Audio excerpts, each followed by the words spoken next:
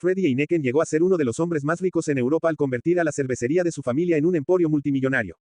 El 9 de noviembre de 1983, un grupo de pistoleros lo capturó a él y a su conductor afuera de la sede de Heineken en Ámsterdam, detonando una cacería global en búsqueda del multimillonario desaparecido, sus secuestradores y el rescate de $11 millones.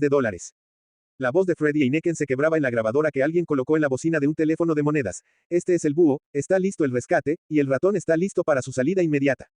Las palabras de Heineken detonaron una operación sin precedentes a la vez que su familia se alistó para transferir uno de los pagos de rescate más elevados en la historia, equivalente a $30 millones en 4 diferentes monedas y con un peso de más de 90 kilos. En tanto, la policía holandesa preparaba el arresto de los secuestradores, quienes se habían adueñado semanas atrás de los titulares de la prensa de todo el mundo, junto con uno de los hombres de negocios más ricos y famosos de Europa. Alfred, Freddy, Heineken, nieto del fundador de la cervecería Heineken, y el genio de mercadotecnia y negociaciones que convirtió a la empresa en una marca global, salió de su oficina en el centro de Ámsterdam una fría noche de 1983. Se suponía que se encontraría con Abdo Derer, su chofer de muchos años, pero en lugar de él lo confrontaron hombres armados quienes, luego de un breve enfrentamiento, lo arrojaron a él y a su conductor en una camioneta de carga. Operación Rolls-Royce. Lo que Heineken no sabía entonces es que su mansión, su oficina y su rutina diaria habían estado varios meses bajo la vigilancia de 5 hombres quienes habían planificado, con precisión militar, un crimen que se suponía les dejaría un rescate digno de un rey.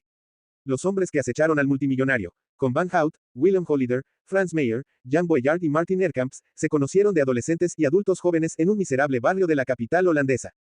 El Ámsterdam tosco del joven y carismático Van Hout, líder de la banda, contrasta con la modernidad que se observa en los Países Bajos, en la cual se han cerrado prisiones, pues las tasas de criminalidad han caído a cifras récord. En su relato del secuestro, como lo contó al periodista holandés Peter R. de Vries, Van Hout describe una imagen de éxitos añejos derivados de un negocio legítimo de construcción.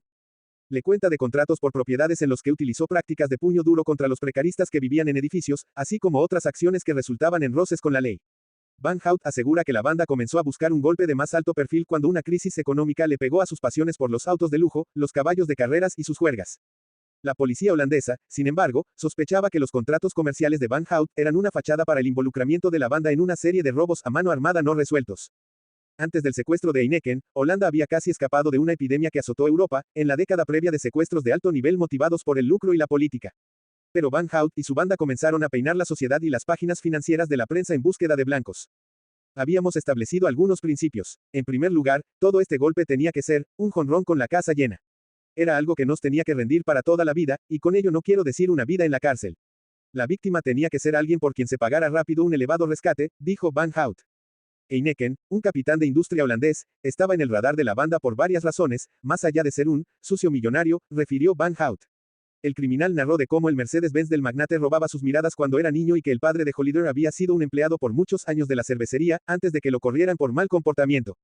Ámsterdam es una ciudad pequeña, con una población que, incluso ahora, no sobrepasa los 800.000, y Van Hout recordaba toparse al magnate sin equipo de seguridad cuando hacía algunas diligencias en las calles y canales de la capital holandesa. En otra coincidencia, una de las testigos en el secuestro era una amiga, tanto de Heineken como la madre de Holleder. En una señal de la ruta de violencia que la banda tomaría, Holleder la empujó y uno de sus cómplices le echó gas pimienta en el rostro. Luego de decidir que el rey de la cerveza sería su blanco, los hombres brindaron con champaña Dom Perignon en una fiesta de Año Nuevo y pusieron en marcha su plan para abducir al magnate. Van Hout luego hablaría sobre la concienzuda preparación para el secuestro, de cómo la banda se hizo de un arsenal de pistolas y metralletas tipo Uzi, una flota de 6 vehículos robados, y una serie de pistas falsas para engañar a los detectives. Los rehenes, Heineken y Doderer fueron conducidos a una bodega en la parte oeste de Ámsterdam en donde construyeron un falso muro que resguardaba 2 celdas a prueba de sonido. El secuestro en teoría duraría 48 horas, pero se extendió a 21 días. Los secuestradores quitaron al chofer y al multimillonario sus ropas y pertenencias y los encadenaron dentro de los cuartuchos, aislados del mundo y entre ellos. Heineken luego dijo que temía que lo hubiese secuestrado la infame facción germano-occidental del Ejército Rojo, y que también le preocupaba que las pipas de aire de la celda pudieran fallar. La banda celebró el golpe y luego regresaron a sus rutinas habituales a fin de evitar sospechas de amigos, familiares o la policía antes de hacer la exigencia del pago por rescate. Heineken, quien manejaba la compañía con puño de hierro, no parecía avasallado por su secuestro, a pesar de que su abducción se alargó por semanas. Van Hout contó que a los secuestradores les impresionó el ánimo y el humor del empresario. Ese hombre tenía un carácter muy fuerte. Es como si fuera una especie de psicólogo, afirmó. A sus 60 años, Heineken reclamó a sus captores los términos de su comida y condición en su estancia. A los secuestradores les confundió su exigencia de consomé y otras vidas, además de que intentó sobornar a uno de ellos para que lo liberara. Heineken, encadenado a un muro en su fría y húmeda celda, luego describió una imagen lúgubre de su situación. Siempre guardé una rebanada de pan para comer la siguiente mañana puesto que uno nunca sabe si vas a tener algo que llevarte a la boca cada nuevo día. La terrible experiencia le pasó la factura a Doderer, quien llevaba 40 años trabajando con Heineken. Los propios secuestradores manifestaron su remordimiento por el sufrimiento del chofer. No perdí mi juicio, debía mantenerme ocupado para sobrevivir. A los pocos días diseñé un programa para mantenerme ocupado. Trataba de ejercitarme a pesar de todo. Tenía que ocuparme, dijo Doderer a los reporteros tras su liberación. Heineken y Doderer tuvieron que posar a fuerzas para una serie de fotografías de prueba de vida durante su cautiverio, pero nunca vieron los rostros de sus captores y se les obligaba a comunicarse solo mediante notas escritas.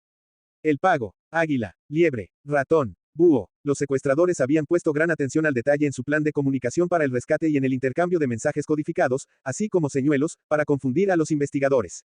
La banda hizo contacto al dejar un sobre con el reloj de Heineken, los documentos de Doderer, y una nota pidiendo el rescate, en una pequeña estación de policía. A la policía le ordenaron indicar que el rescate estaba listo mediante un anuncio en la sección de personales de un diario holandés con la siguiente leyenda: la pradera está verde para la liebre.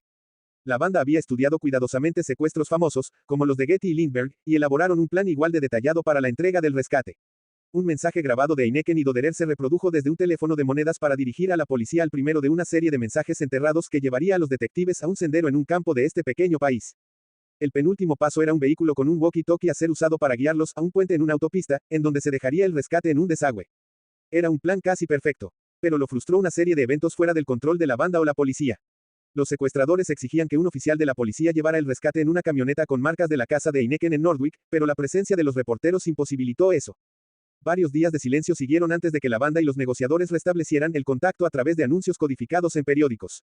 Mientras tanto, la policía, tras un tip anónimo, había puesto a la banda bajo vigilancia y lo siguió hasta llegar a la bodega cuando los secuestradores ordenaron comida china para dos. Los planes para una segunda entrega del rescate continuaron y la preocupación por seguridad de los rehenes aumentó. La policía determinó seguir el botín con una cámara de visión nocturna desde un helicóptero, pero el plan se arruinó debido a una falla técnica.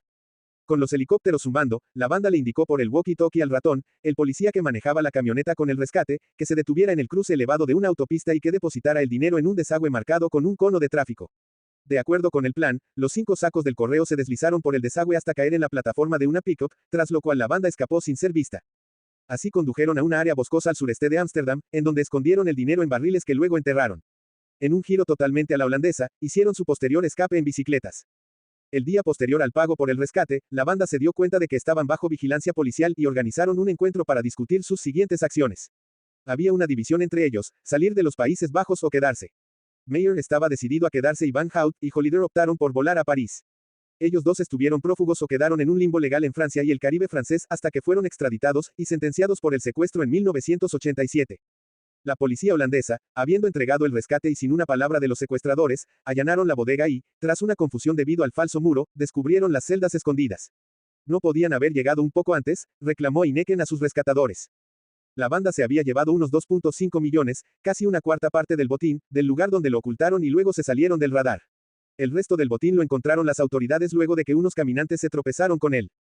Freddy Heineken me tiene atrapado. Años después de su liberación, el autor intelectual, Van Hout, bromeaba con su cuñada Astrid Holliday que por el secuestro de Heineken le había caído una maldición. Sus palabras pudieron haber sido una advertencia para sus cómplices. Jan Boyard fue sentenciado a 12 años de prisión por su participación en el secuestro y pasó una década más en la cárcel por el asesinato de un agente de aduana holandés. Franz Meyer se entregó a la policía tras afirmar que había quemado su tajada en una playa. Escapó de una clínica tras fingir un desorden mental y se fugó a Paraguay.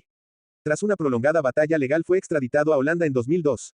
Meyer recibió un disparo de la policía en un intento de robo a una camioneta de transporte de valores y se le juzgó y sentenció a 3 años en prisión a principios de 2019. El miembro más joven de la banda, Martin Erkamps, de 21 años al momento del secuestro, fue sentenciado a 9 años por su participación. A él lo arrestaron en 1996 por tráfico de drogas en España y desapareció del ojo público por una década hasta que una disputa con los inversionistas de su propiedad en Panamá se filtró a la prensa local. Honor entre ladrones. En 2003 Van Hout salió en medio de una lluvia de balas de un restaurante en Ámsterdam.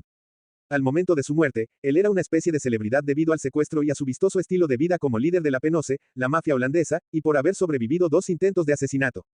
Si bien él escribió sobre su camaradería única, omnipresente y eterna, entre él y los otros secuestradores de Heineken, al final lo traicionó uno que alguna vez fue uno de sus mejores amigos en la banda. Holliday y Van Hout eran cuñados y amigos desde la niñez. Habían pasado años huyendo y aguantaron la dura prisión de Sante juntos. Pero Wim Holliday planearía el asesinato de su ex cómplice. Astrid Hollider describió en su libro Judas cómo su hermano aterrorizó a la familia por años y cómo él intentó obligarla a ella y a su hermana, la esposa de Van Hout, a revelar la ubicación de su cuñado luego de que sus golpes anteriores fracasaron. Hollider, alias La Nariz, fue condenado por organizar el asesinato de Van Hout en julio de 2019 en un juicio extraordinario en el que se escucharon grabaciones secretas realizadas por Astrid en las que Wynn confesó docenas de crímenes. En ese juicio, Hollider también fue condenado por los asesinatos de Thomas Van Der Bee, sospechoso de ayudar a lavar el dinero restante del rescate de Heineken en bienes raíces y burdeles, y de otros 3 tipos ligados al crimen organizado en Holanda. Hollider siempre ha negado los cargos y sus abogados apelaron en agosto su condena y la sentencia de prisión vitalicia. El legado de Heineken. La reputación de Heineken como narrador superó su fama por el secuestro. Como una vez bromeó con un amigo, me torturaron, me hicieron beber Carlsberg. Su astucia empresarial también resultó ilesa y continuó manejando la cervecería como su presidente hasta 1989. Luego fue presidente del holding que controla la marca de la cerveza hasta 2001, poco antes de su muerte en 2002. Sin embargo, en las pocas entrevistas que dio a los periodistas tras su secuestro hay una imagen de Heineken que difiere de la del empresario de vida alocada quien departía con la realeza y encantaba a los medios con frases como, yo no vendo cerveza, vendo calidez. La periodista Barbara Smith describe haberse encontrado con un, nervioso, Heineken en un café de Ámsterdam bajo la mirada de sus guardaespaldas en su libro sobre la marca de cerveza y la familia que lleva su nombre.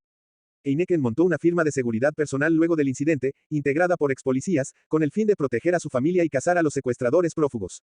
Fortificó su casa y viajaba en un auto blindado. Frente a Smith él bromeó, lo mejor de ser rico es que puedes volar al Caribe cuando quieras, pero yo ni siquiera puedo ir a un cine en Ámsterdam. El caso Heineken es un recordatorio sombrío de la crueldad humana y la capacidad de las personas para superar situaciones adversas. A través de este oscuro episodio, vemos cómo la perseverancia y la cooperación internacional llevaron a la captura de los secuestradores.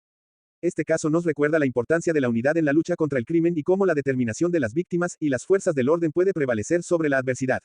A pesar de la tragedia, el caso Heineken también muestra que la justicia puede prevalecer.